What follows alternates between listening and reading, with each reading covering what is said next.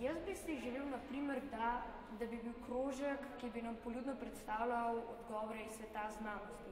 Naprimer, učitelj bi nekje zasledil neko temo, naprimer potek neke fotosinteze, bi prinesla rastlino, bi se o tem pogovarjali, izvedli kak poskus. Rada pojem, ampak glih ne hodim k pevskemu zboru. Pevski zbor mi ni glih všeč. Rada bi pa pela kakšne take angleške pesmi, španske tudi, pa ne glih otroških, no.